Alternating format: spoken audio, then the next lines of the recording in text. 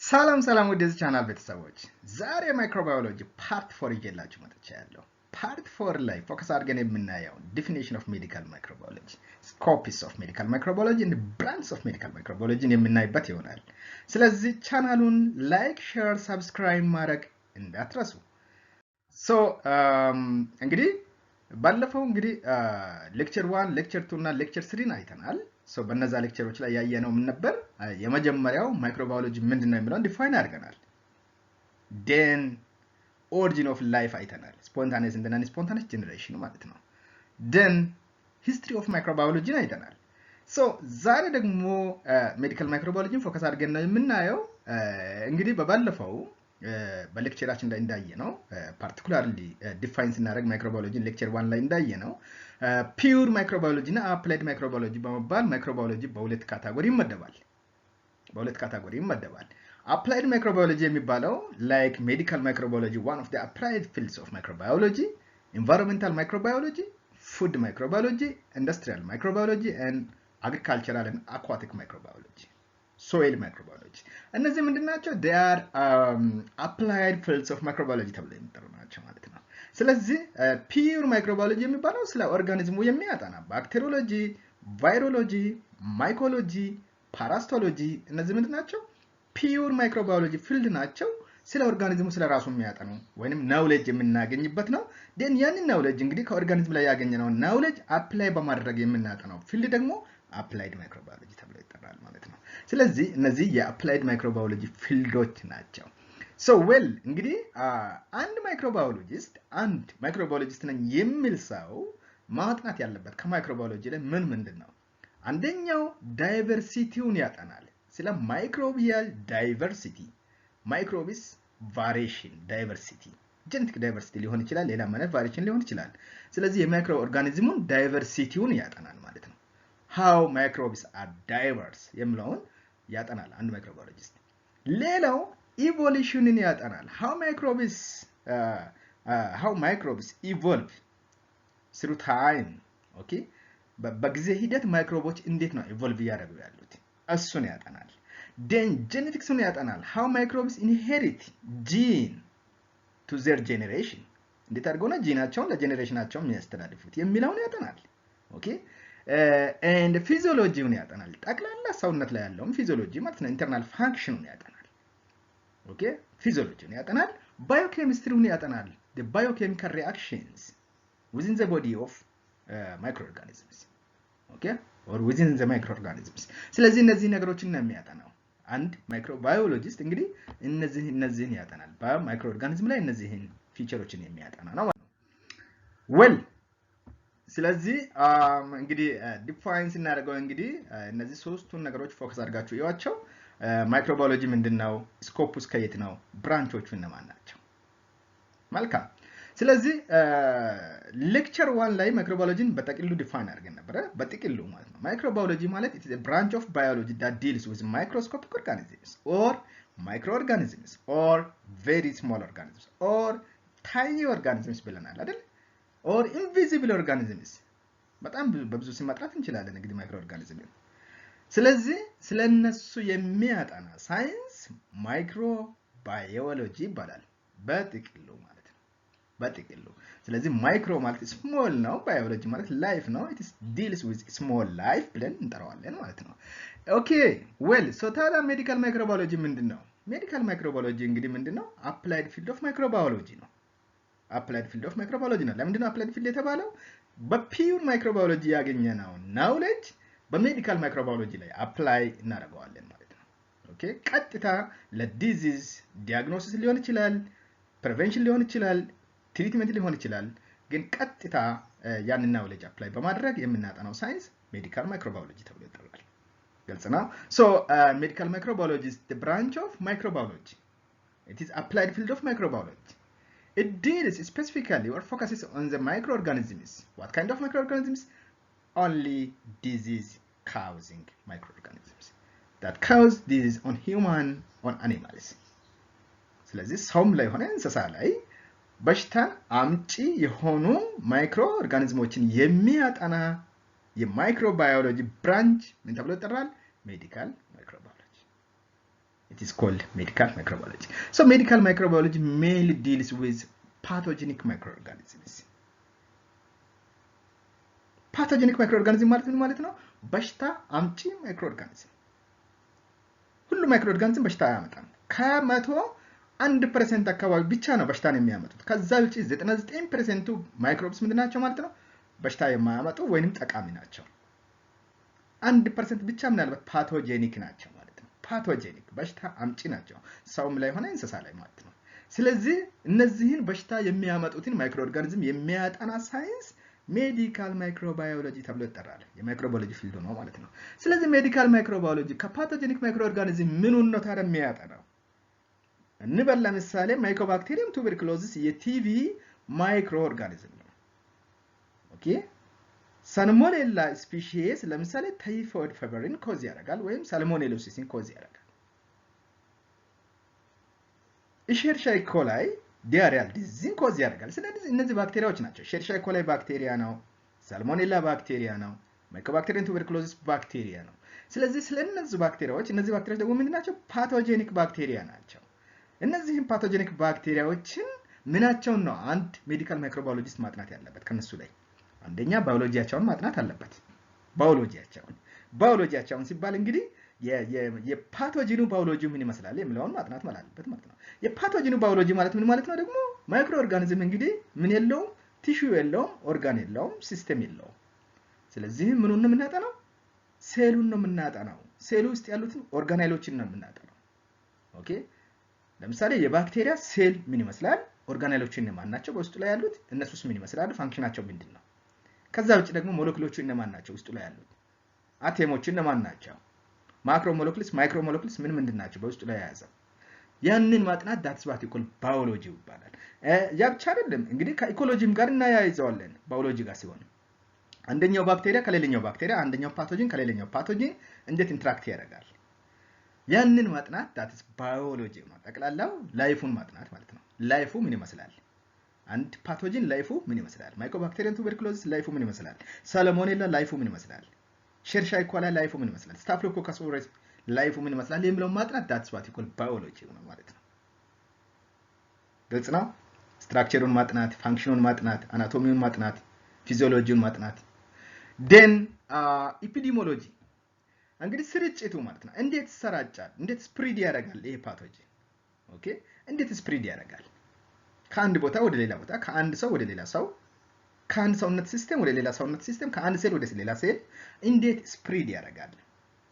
ኢፒዲሞሎጂውን ማጥናት ማለት ነው። ስፕሪዲንግ ፊቸሩን ማጥናት ማለት ነው። ዴን ከአንድ ኮሚኒቲ ወደ ሌላ ኮሚኒቲ ሊሆን ይችላል። ስለዚህም ኢፒዲሞሎጂ ማጥናት። ሌላኛው ፓቶጂኔሲስን ማጥናት። ፓቶጂኔሲስ ማለት ምን ማለት ነው? ዴቨሎፕመንታል ስቴጅ ኦፍ ዲዚዝ ነው።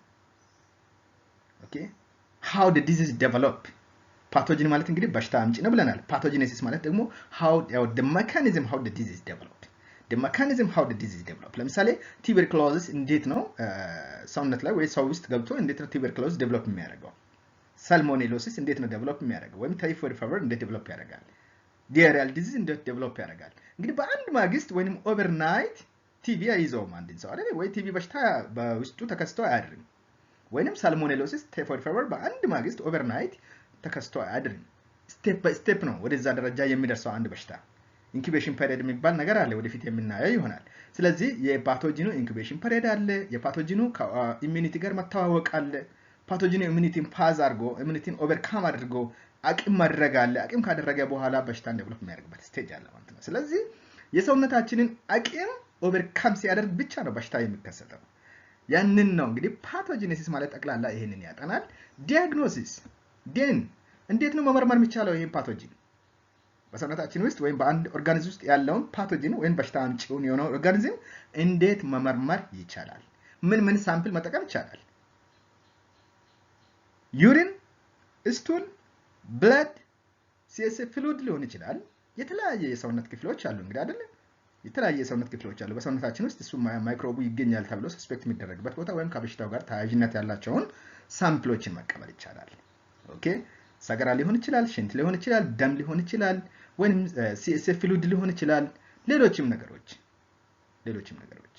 ስለዚህ እነሱን በመቀበል በሽታውን መመርመር ከዛ ውጪ ኢሜጂንግ ቴክኖሎጂም ሊሆን ይችላል ኤክስሬይ ሊሆን ይችላል ኤምአርአይ ሊሆን ይችላል ሌላም ነገር በመጠቀም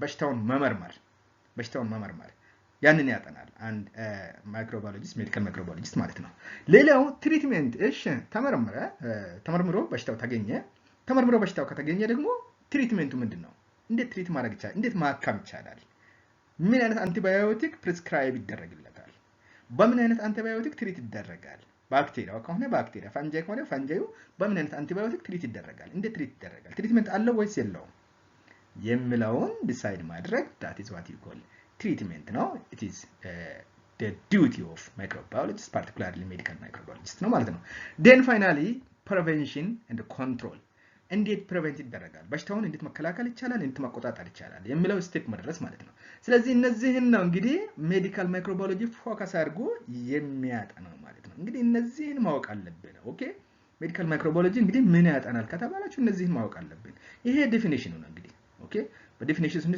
ስር ነው እንግዲህ ስኮፕ ላይ ደግሞ ይሄ ሰፋ ብሎ ሊመጣ ይችላል ስኮፕ ላይ ሲመጣ ለምሳሌ the scope of medical microbiology in a broad and it includes the study of ስለዚህ የሜዲካል ማይክሮባዮሎጂ ስኮፕ እስከምን ድረስ ነው ስኮፕ ሲባል እንግዲህ ምን ያቅፋል ነው አንደኛ ባክቴሪዮሎጂ አንዱ የሜዲካል ማይክሮባዮሎጂ ብራንች ነው ቫይሮሎጂ ሜዲካል ቫይሮሎጂ ሜዲካል ማይኮሎጂ ሜዲካል ፓራስቶሎጂ እነዚህ እንግዲህ ብራንቾቹ ናቸው እነዚህን ያጠናል ሜዲካል ማይክሮባዮሎጂ ባክቴሪያን ያጠናል ቫይረስን ያጠናል ፈንጃይን ያጠናል ፓራሳይትን ያጠናል then not only that but also medical microbiology deals with host pathogen interactions host parasite interaction or host pathogen interaction ሆስቱ እና ፓቶጂኑ እንዴት ነው ኢንተራክት የሚያደርገው የሆስቱ ሰውነትና የፓቶጂን እንዴት ናቸው ኢንተራክት የሚያደርጉት በምን መልኩ ነው ኢንተራክት የሚያደርገው የሚለውን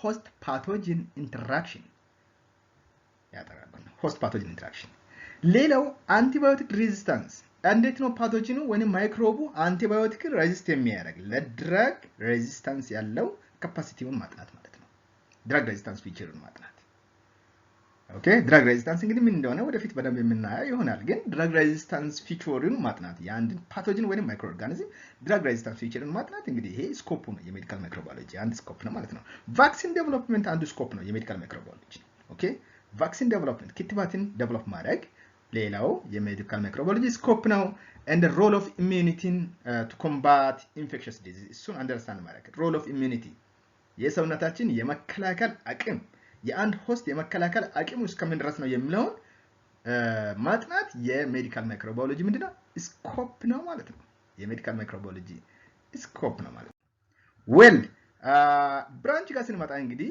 የሜዲካል ማይክሮባዮሎጂ ብራንች እነማን ናቸው ሳብ ፊልዶች ወይንም ሳብ ዲሲፕሊኖች እነማን ናቸው የሜዲካል ማይክሮባዮሎጂ ስለዚህ የሜዲካል ማይክሮባዮሎጂ ሳብ ዲሲፕሊኖች እንግዲህ ሜዲካል ማይክሮባዮሎጂ ባክቴሪዮሎጂ ቫይሮሎጂ ማይኮሎጂ ፓራስቶሎጂ ያቅፋል እነዚህ ምንድናቸው ስኮፖቹ ናቸው እንግዲህ እነዚህ ሳብ ዲሲፕሊኖች ናቸው ማለት ነው ለምሳሌ እዚህ ጋር ባክቴሪዮሎጂ ስለ ባክቴሪያ ብቻ የሚያጠና ሜዲካል ማይክሮባዮሎጂ ብራንች ነው ኦኬ ሜዲካል ማይክሮባዮሎጂ ብራንች ነው ቫይሮሎጂ ስለ ቫይረስስ ብቻ የሚያጠና ሜዲካል ማይክሮባዮሎጂ ብራንች ነው ማይኮሎጂ ስለ ፈንጃ የሚያጠና ሜዲካል ማይክሮባዮሎጂ ብራንች ነው ፓራስቶሎጂ ስለ ፓራሳይቲስ ኢሚዩኖሎጂ ስለ ኢሚዩኒቲ የሚያጠና ኤፒዲሞሎጂ ስለ ፓተርንስ ኤንድ ኮዝ ኦፍ ዲዚዝ የሚያጠና ሜዲካል ማይክሮባዮሎጂ ብራንች ነው ስለዚህ እነዚህ ምንድናቸው የሜዲካል ማይክሮባዮሎጂ ብራንቾች ናቸው ማለት ነው ስለዚህ ሜዲካል ማይክሮባዮሎጂ በዚህ መልኩ ብራንች ይሆናል ማለት ነው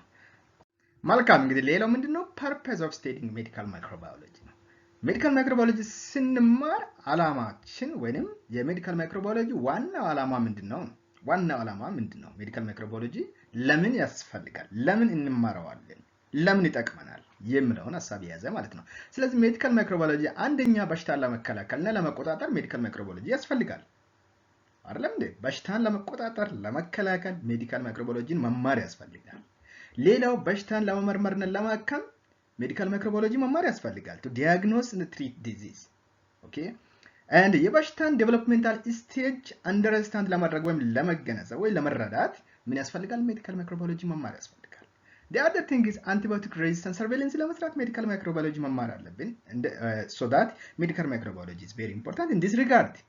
And also public health የህብረተሰብ ጤናና የበሽታን ስርጭት ለማወቅ medical microbiology መማር ያስፈልጋል ወይም medical microbiology ያስፈልገናል። So በጥቅሉ እንግዲህ overall medical microbiology ለምን ያስፈልጋል? To safeguard human health የሰው ልጅን ጤና ለመጠበቅ medical microbiology አስፈላጊ ነው። To advancing medical knowledge የህክምና ዕውቀትን ለማሻሻል ወይም ለማሳደግ የሜዲካል ማይክሮባዮሎጂ ትምህርት ወይም ዕውቀት ያስፈልገናል. And also to improving health of the community through disease prevention, diagnosis and treatment medical microbiology ያስፈልገናል ማለት ነው. ስለዚህ እነዚህ ነገሮች እንግዲህ ለማከወን medical microbiology ዕውቀት ያስፈልጋል. ስለዚህ medical microbiology በጣም ኢምፖርታንት ኮርስ ነው። ጤናን ከመጠበቅ አንፃር የማህበረሰብን ጤና ከመጠበቅ አንፃር የህክምናን ሳይንስ ከማሳደግ አንፃር በሽታን ከመከላከል በሽታን ከማከም በሽታን ከመመርመር አንፃር ሜዲካል ማይክሮባዮሎጂ በጣም አስፈላጊ እና ወሳኝ ኮርስ ነው ማለት ነው። ሶ እንግዲህ ውድ ቤተሰቦች ለዛሬ ያዝኩትን በዚህ ላይ ያበቃለሁ። ቻናሉን ላይክ፣ ሼር፣ ሰብስክራይብ ማድረግ እንዳትረሱ። ቀጣይ በአዲስ ቪዲዮ እስክንገናኝ ቸር ይግጠመን።